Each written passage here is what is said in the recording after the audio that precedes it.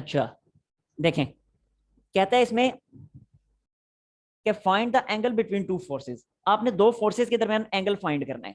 अब एक तरीका तो यही था कि ये एक्स एक्सिस और वाई एक्सिस में ड्रॉ करूं लाइक दिस, और एक फोर्स इधर ले लूं, दूसरी फोर्स इधर ले लूं, F1 F2, और इनके दरमियान ये एंगल फाइंड कर लूं। लेकिन ये तरीका थोड़ा सा मुश्किल हो जाएगा, इसलिए बेहतर यही है कि हम ऐसे करते हैं कि एक फोर्स को हम ले लेते हैं एक्स एक्सिस के अलोंग, एक फोर्स को हम ले लेते हैं एक्स एक्सिस के अलोंग। उससे फायदा क्या होगा? फायदा ये होगा कि उस फोर्स का एक्स एक्सिस के साथ एंगल हमें पता चल जाएगा, जो कि होगा 0। तो देखें, ये वाली वो फोर्स है F1 फोर्स, इसको हमने ले लिया एक्स एक्सिस के अलोंग, ठीक है। जबकि जो दूसरी फोर्स है, वो दूसरी फोर्स ये है इसी मैग्नीट्यूड की, क्योंकि क्वेश्चन में कहा गया है कि find the angle between two forces of equal magnitude. ये फोर्सेस इक्वल मैग्नीट्यूड की हैं, तो F1 फोर्स वो हो गई, F2 फोर्स ये हो गई, और ये इनके दरमियान जो एंगल है ये हमने फाइंड करना है, ठीक है। ये सिचुएशन भी हो सकती है, ये भी हो सकती है, लेकिन इस सिचुएशन को यूज करके सोल्व करना जरा आसान हो जाएगा, इसलिए हम इस सिचुएशन के अकॉर्डिंग इसको सोल्व कर रहे हैं, ठीक होगा। अच्छा, अब इन दोनों फोर्सेस को अगर ऐड करें तो अब डायग्राम क्या बनेगी? इन दोनों फोर्सेस को ऐड करने से डायग्राम कुछ इस तरह की बनेगी। अब वो डायग्राम भी मैं आपके सामने ड्रॉ कर देता हूं।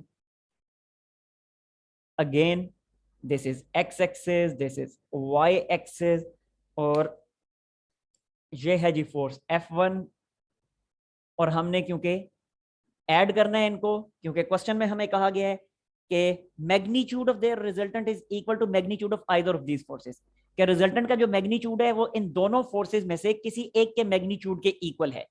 तो रिजल्टेंट का जब वर्ड उसने यूज कर दिया तो इसका मतलब है रिजल्टेंट की हमें यहाँ पे जरूरत पड़ेगी, इसलिए रिजल्टेंट हम यहाँ पे ड्रॉ करते हैं। सो हम head to tail rule apply करते हैं F1 और F2 पे, और यहाँ से रिजल्टेंट ड्रॉ कर लेते हैं। तो ये F2 फोर्स आ जाएगी, देखें लाइक दिस, ये आ गई F2 फोर्स, ठीक है। अब रिजल्टेंट क्या बनेगा? रिजल्टेंट हमें पता है कि फर्स्ट वेक्टर की टेल से लास्ट वेक्टर के हेड तक एक नया वेक्टर ड्रॉ किया जाता है, और वही होता है हमारा रिजल्टेंट।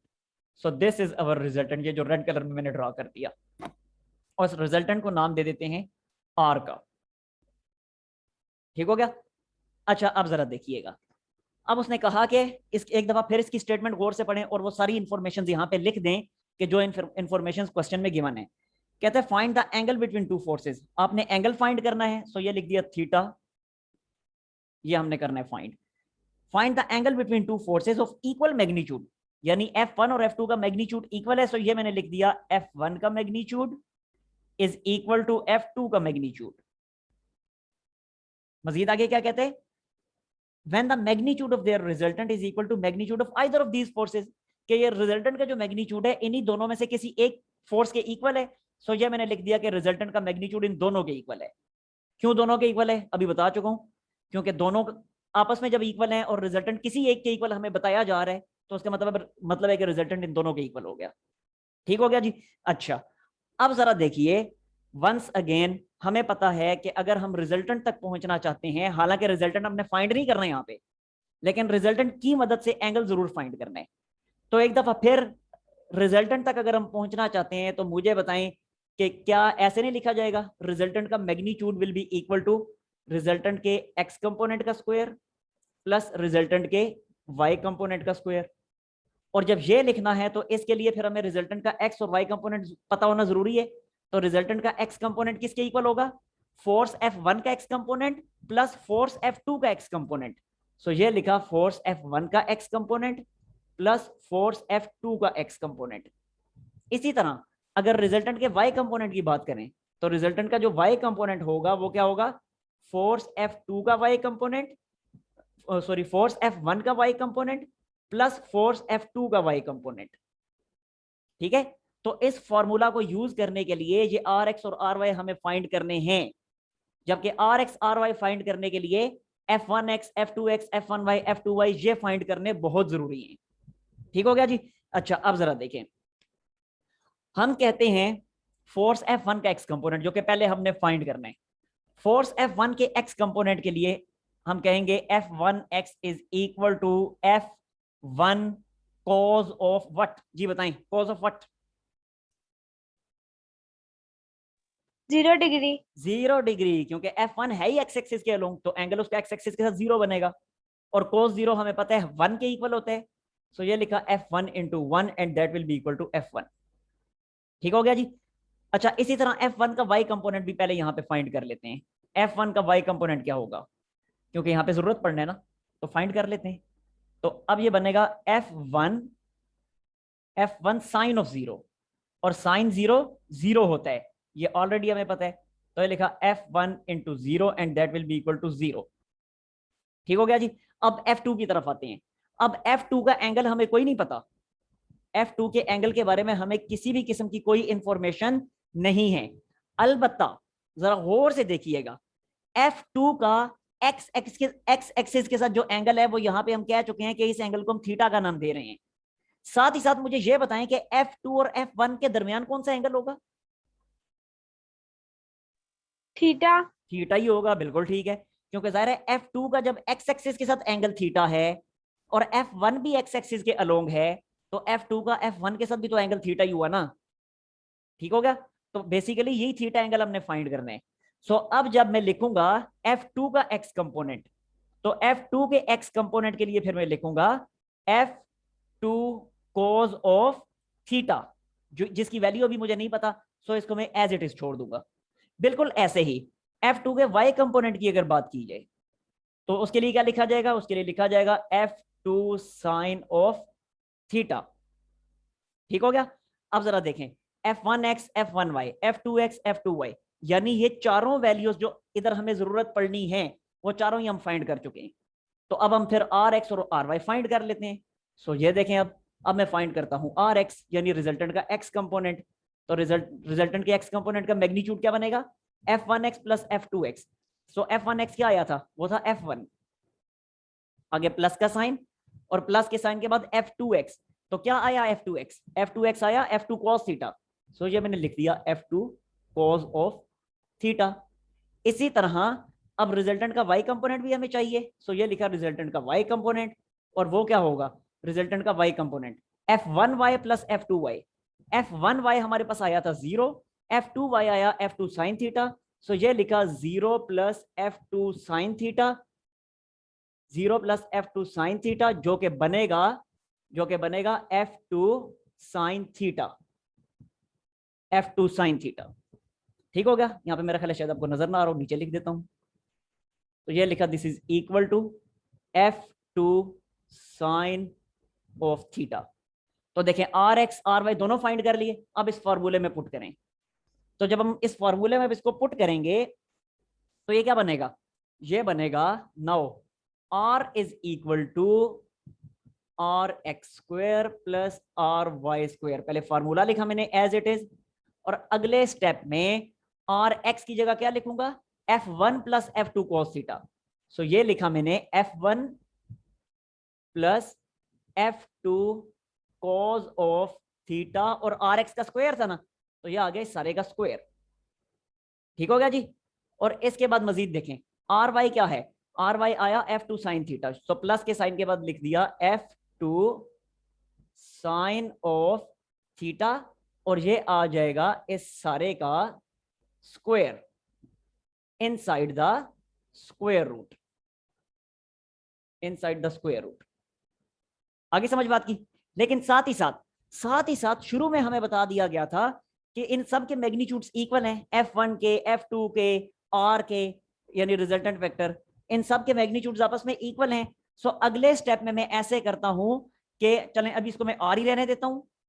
अगले स्टेप में अब मैं ऐसे करता हूं कि इन सब को एक ही नाम दे देता हूं, कि जब सबके मैग्नीट्यूड्स इक्वल हैं तो इनको एक ही नाम दे दिया, वो नाम दे दिया F। ठीक है। तो अब इन सारों की जगह F पुट करने वाला हूं मैं, यानी इस रिजल्टेंट की जगह भी F पुट कर दूंगा, इज इक्वल टू F1 की जगह भी F पुट कर दूंगा, F2 की जगह भी F पुट कर दूंगा, cos थीटा की जगह, cos थीटा तो ऐसे ही रहेगा जाहिर है, और यहां पे इस वाले F2 की जगह भी F पुट कर दूंगा इनसाइड द स्क्वायर रूट। ठीक है जी। अच्छा, अब इन स्क्वायर्स को आप एक्सपेंड कर दें।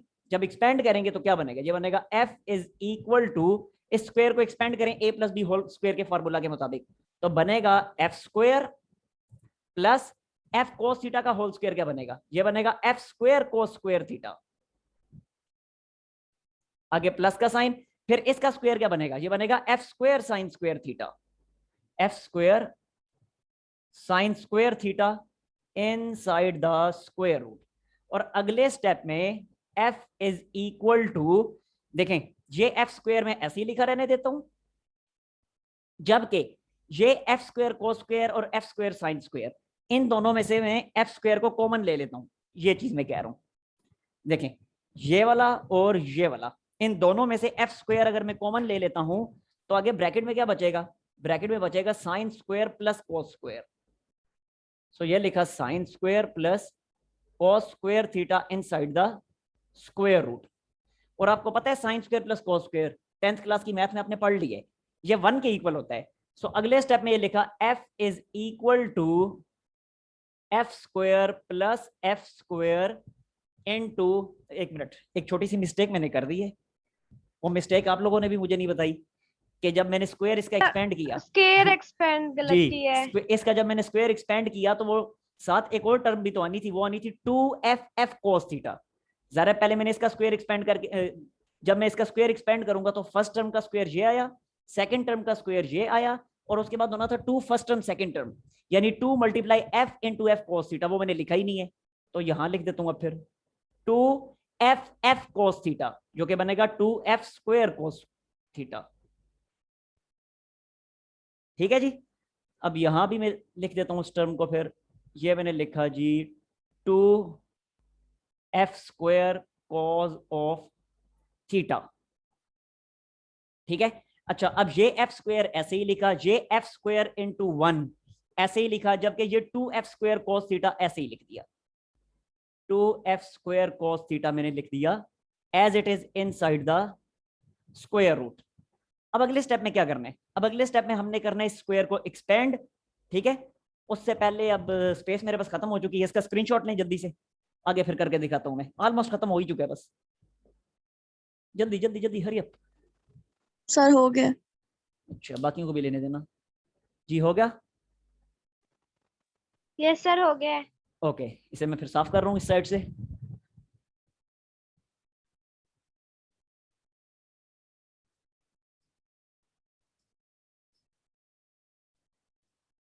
अब जरा देखिएगा, अब जब स्क्वायर एक्सपेंड करेंगे तो लेफ्ट हैंड साइड पे, सॉरी जब दोनों साइडों का स्क्वायर लेंगे तो लेफ्ट हैंड साइड पे इस वाले f का स्क्वायर बन जाएगा, ये लिखा मैंने f का स्क्वायर इज इक्वल टू, जबकि राइट हैंड साइड पे जब स्क्वायर लेंगे तो simply square square root cancel out होंगे और बाकी स्क्वायर रूट के अंदर जितनी भी टर्म्स लिखी हैं एज इट इज आ जाएंगी।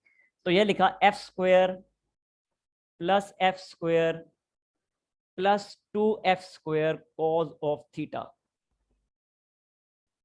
ठीक है जी, अब अगले स्टेप में जरा देखें, इस वाले f स्क्वायर को अगर मैं इधर शिफ्ट करता हूं तो यहाँ आके सब्ट्रैक्ट होगा और इससे कैंसल आउट होगा, तो यहीं पे इन दोनों को तो मैं कैंसल आउट कर देता हूँ। सर इधर स्क्वायर रूट आता है।